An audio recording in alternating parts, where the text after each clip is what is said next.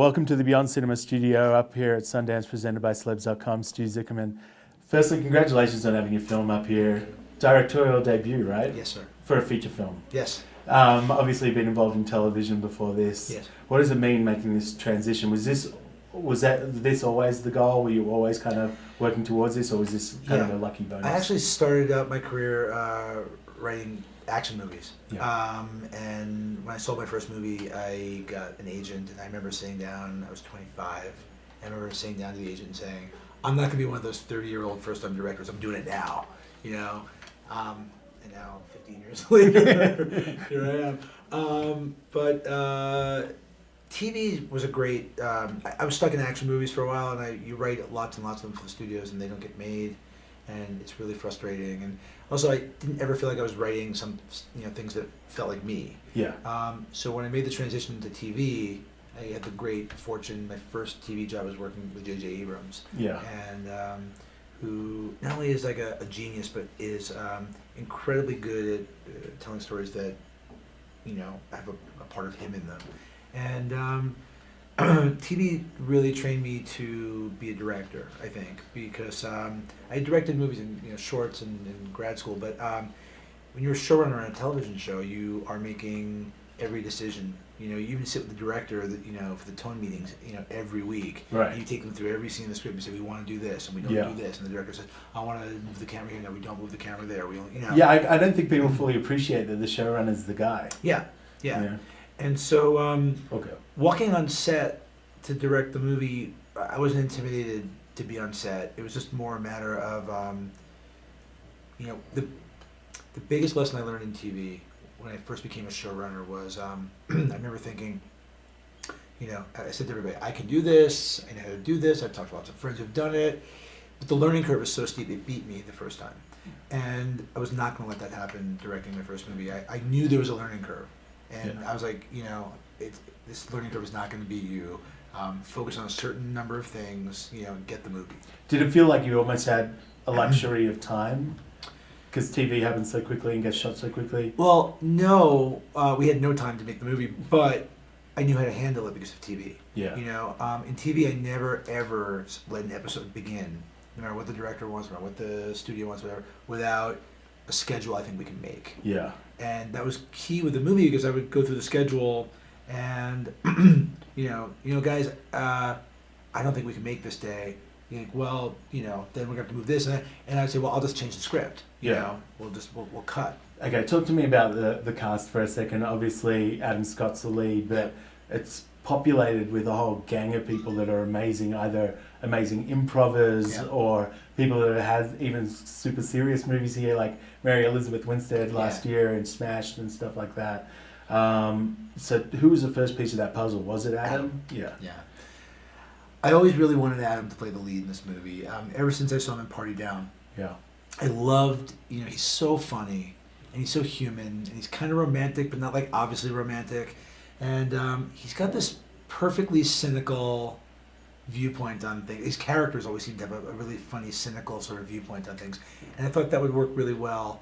But, I wanted funny people. I wanted people who, could, a divorce comedy is not such an obvious idea, and I wanted people who saw the humor in these situations. My family's divorce was tragic and sad, like Kramer versus Kramer and all that, but, there was hilarious moments, irreverent moments, and I wanted funny people who could sort of, find, the script was funny, but they could continue to mind the humor, and then also do the gravity of it, because it is about divorce. And why did you choose, instead of, kind of writing the script, obviously you're talking about your family going through a divorce, so obviously bringing some personal stuff to it. So then why did you choose a co-writer? I mean, obviously Ben Carlin has this huge name, is one of the guys who started the Colbert Report, worked on The Daily Show and all this sort of stuff, so obviously you guys, J.J. Abrams' crew and his crew getting together, it's kind of like a marriage of craziness. Here's a crazy story. So Ben Carlin and I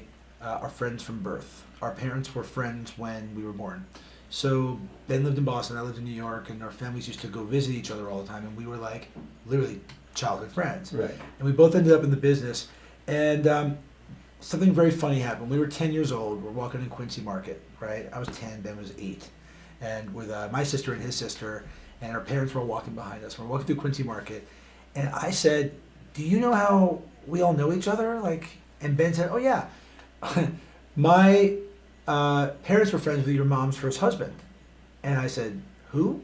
I had no idea my mom had been married before. Wow. And so You were just a kid. I was a kid. Yeah. And Ben was so humiliated. But when we grew up and we both ended up in the business, I was busy writing movies and TV shows, and Ben was on The Daily Show, and I wanted to I had this idea in my head, and I wanted to write with somebody, and I thought Ben would be the perfect person because he's so funny. He understood the whole culture of divorce that we were talking about. Yeah. And so we jumped into it together, and we had so much fun doing it. Have you since met your mum's first husband? No, that guy has been cut out of the wedding album.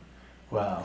Cut out. My grandfather cut it out. So in terms of this film, Yeah. and have you shown a cut of it to either of your parents or both of you? I have, yeah. They I don't want to say this on camera, only because I wouldn't want to call my parents this term, but it's a word that starts with an N and rhymes with pessimistic. And so my parents saw the movie, they don't recognize themselves at all. I mean, it's not them, Right. And then they said, "You come across as much more effed up than we do." So, cool. was that something in the back of your mind? Was it any sort of fear level? I know comedians do it all the time on stage. They kind of pull these personal references, and either Sure. their family gets to tune it out or not. Yeah, I mean, again, I did make a movie, that was about my life as much as about feelings and emotions I had, and and comedic moments. My mom sat us down after my dad left, and said, "Sweetie, I don't want you to be upset, but your father's a homosexual." And I'd just been with my dad and his 24-year-old girlfriend the day before. She just needed to say those things. That shit was funny to me, So I put that in the movie, stuff like that. But the movie's not autobiographical. It's just about a subject that I find funny and real. I kind of find it kind of amazing as well. In terms of a first-time film director, Yeah. did these people kind of know you already from TV? No. Did you have to convince them that you were kind of, yeah, cool, I'm on top of all this stuff? Did you meet, what do you do in terms of your actors? Do you meet them in a coffee shop somewhere? Or do you just send them a script and hope they like it? Well, I've spent a lot of years in the business writing all these things, Yeah. just trying to earn goodwill. I mean, my advice to everyone is always don't, be nice to everybody, even people you don't like, because you never know, because I knew the day I could get this movie made, I was going to call in every favor I ever could. And so as soon as I had Adam attached, I would try and get meetings. We attached the casting director, and we would try and get meetings, send the script out to people, and I'd meet with them. Did you show them anything other than the script? No, I mean, that's the thing. I had one movie I directed 15 years ago in film school. I didn't want to show them that. Yeah. It was just, people had to go on blind faith on me, and and I still am I don't know what I did right, but I ended up with the funniest, most incredible cast. I mean, I met with, Adam has a lot of relationships. He'd known Jane, and so I asked him if he could get us to Jane, and he was nice enough. But she just loved the part. Yeah. Amy, all of them. But getting Richard and Catherine was the coup for me. They were the two people I wanted for the parents. Yeah. And I met with Catherine had come in to read for us. Not read for us, sorry. Catherine, we had done a reading in L.A., and Catherine came in to read the part that Jane originally played. And when I saw her and how great she looked and how fantastic she was, I wanted to give her a bigger part. Yeah. And I kind of love that both Catherine O'Hara and Jennifer Coolidge have movies up here at how cool is that, right? Because they're both so They should amazing. put them on stage I together. know, they should just walk around together always.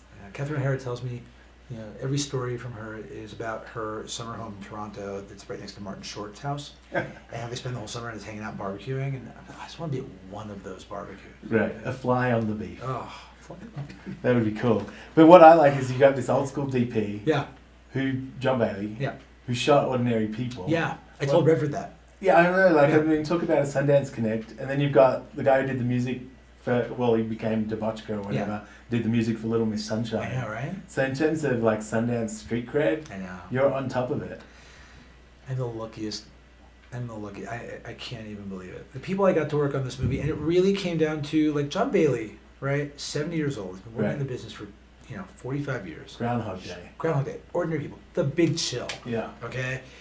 Shows up in a Starbucks on the Upper East Side of Manhattan, and he had read the movie and spoke more eloquently about it and more thoroughly about it and how it should be approached and all this stuff than any other young, hip, cool DP of the moment that I met.